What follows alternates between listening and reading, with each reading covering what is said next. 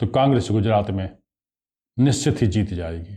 कि सिर्फ वो एक क्षेत्र विशेष के सांसद नहीं है, वो दरअसल एक पूरे देश के नेता हैं।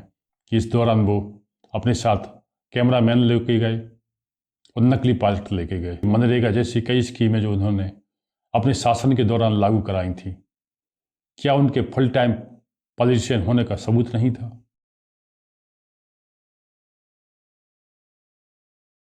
डब्ल्यू की अध्याय में हम आपका स्वागत करते हैं।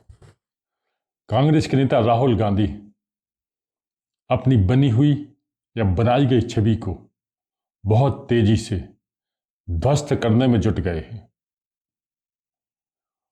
दुनिया के टॉप 10 अमीरों में शामिल मुकेश अंबानी अपने छोटे बेटे की शादी का निमंत्रण कार्ड देने सोनिया और राहुल के घर पहुंचे। सोनिया ने उन्हें बिठाला और राहुल का इंतजार किया। राहुल दूसरे रास्ते से दिल्ली के ही गौतम बुद्ध नगर पहुंच गए, जहां उन्होंने मजदूरों के साथ समय भी बिताया, उनके साथ काम भी किया।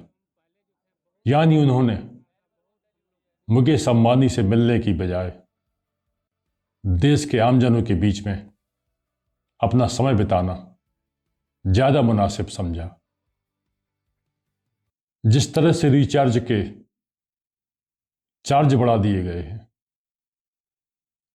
उससे तो यह भी कहा जा रहा है कि मुकेश अंबानी सबको तो निमंत्रण कार्ड देने वाले हैं नहीं, पर व्यवहार तो देश के ज्यादातर लोगों के हिस्से तक उनके जेब से निकलने ही वाला है। बहरहाल राहुल गांधी जो 2019 में अमेठी से चुनाव हारे थे और वायनाड से जीते थे, उनकी छवि एक सांसद के तौर पर रही। और ये छवि 2014 से ही चालू हो गई थी, जब वो अमेठी से सांसद रहे। और 2019 में अमेठी से उन्हें हार मिली, पर वायनाड से वो जीत गए। और अमेठी से भारतीय जनता पार्टी की स्मृति ईरानी ने उन्हें हराया था। तो स्मृति ईरानी लगातार 5 वर्ष इसको लेकर किसी न किसी रूप में राहुल गांधी पर हमलावर होती रही। पर 2024 में नजारा बदल गया। राहुल अमेठी के बजाय रायबरेली से चुनाव लड़े और जीते, और वायनाड से भी जीते। वायनाड उन्होंने छोड़ी, जहां से प्रियंका गांधी चुनाव लड़ेंगी। रायबरेली सीट उन्होंने अपने लिए बचाकर रख ली। अब एक तरह से जो उनकी छवि बना दी गई थी, वो पिछले कार्यकाल में वायनाड के सांसद के तौर पर देखे जाते थे। साफ है कि वो एक संदेश देना चाह रहे हैं कि सिर्फ वो एक क्षेत्र विशेष के सांसद नहीं है, वो दरअसल एक पूरे देश के नेता हैं। और इसलिए वो चाहे उनका दिल्ली में गौतम बुद्ध नगर जाने का मामला हो या नई दिल्ली रेलवे स्टेशन पर जाने का मामला हो, जहां वो पायलटों से मिले। हालांकि भारतीय जनता पार्टी ने इसको लेकर हमला बोल दिया कि इस दौरान वो अपने साथ कैमरामैन लेके गए और नकली पायलट लेके गए। अब सच्चाई क्या है ये तो कुछ समय पता ही चल जाएगा। पर इसके साथ ही राहुल गांधी ने अपने इन प्रयासों में कोई कमी नहीं रखी। वो हाथरस कांड को लेकर वहां भी गए और गुजरात पहुंच गए, जहां उन्होंने एक कार्यकर्ता की बात पे बताया कि कांग्रेस जो पिछली बार गलतियां करती रही, कि जैसे 2 प्रकार के घोड़े होते हैं, एक रेस का घोड़ा होता है, दूसरा शादी का घोड़ा होता है।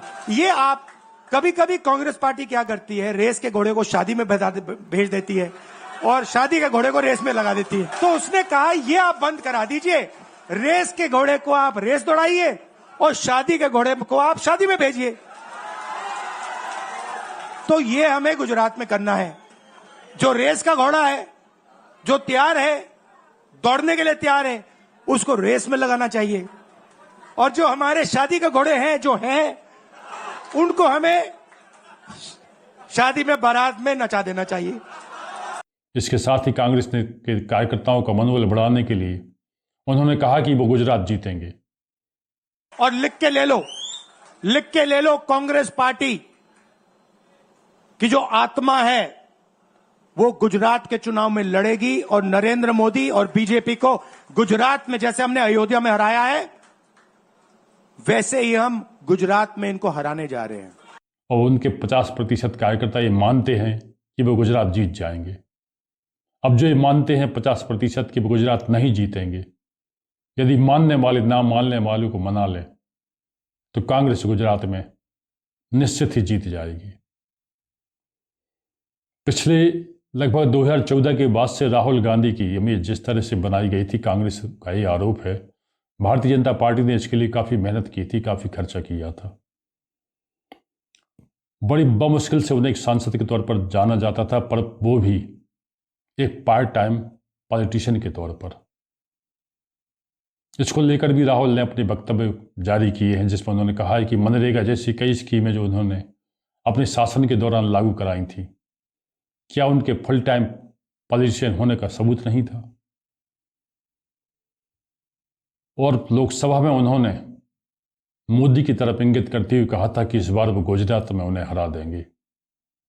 अपनी इस बात को पूरा करने के लिए वो गुजरात दौरे पर हैं, जहां कांग्रेस कार्यालय पर हमले को लेकर उन्होंने कहा कि जिस तरीके से भारतीय जनता पार्टी के लोगों ने कांग्रेस कार्यालय को तोड़ा है, इसी तरह से वो भारतीय जनता पार्टी की सरकार को तोड़ेंगे। जाहिर है राहुल गांधी का हौसला बढ़ा हुआ है और इससे उनकी पार्टी में एक नई जान आ गई है। साथ ही उन्हें अपने गठबंधन के सहयोगियों का भी अच्छा समर्थन मिल रहा है।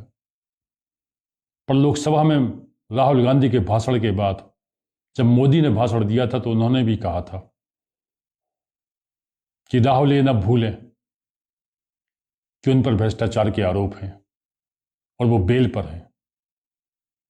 और इशारों में मोदी ने कहा कि वो भ्रष्टाचारियों पर अपना एक्शन जारी रखेंगे।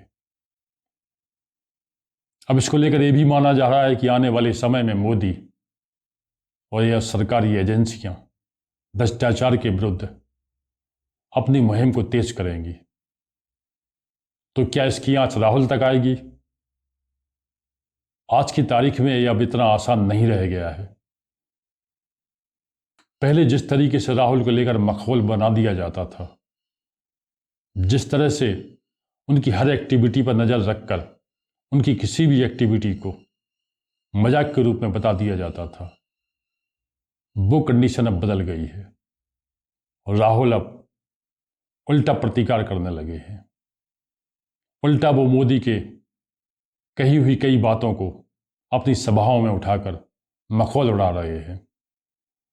यानी किसी प्रकार के ऐसे एक्शन से राहुल को किसी प्रकार की कानूनी शिकंजे में कसना अब इतना आसान नहीं है। दूसरी तरफ 2024 के लोकसभा चुनाव के दृष्टिकोण से देखें तो जनता ने जो मैंडेट दिया है विपक्ष में कि वो अपनी आवाज़ जोर शोर से उठाए, और राहुल जिस तरीके से हाथरस पहुंचे, दिल्ली पहुंचे मजदूरों के बीच में, वो जहां भी जा रहे हैं वो कह रहे हैं जो भी समस्याएं वो देख रहे हैं इसे वो लोकसभा में उठाएंगे। तब ये इतिहास में पहली बार होगा जब विपक्ष का कोई नेता समस्याओं को देखने के लिए खुद ही समस्याओं के स्थान पर जा रहा है। उस स्थिति में लोकसभा में उन समस्याओं के ऊपर बात उठ सकती है जो अभी तक कभी नहीं उठी।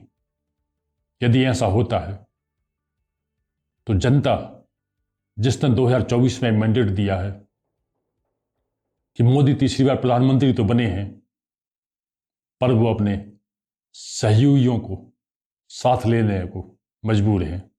विपक्ष उसका आकार बड़ा है, उसके हौसले बुलंद हैं। जिस तरीके से कहा जाता है कि भारत का लोकतंत्र पूरी दुनिया में इसे सम्मान के दृष्टिकोण से देखा जाता है, वो बात फिर से साबित होने जा रही है। तो आज के लिए इतना ही। आपसे अनुरोध है कि आप अपने विचारों से कमेंट बॉक्स में लिखकर हमें अवश्य अवगत कराएं।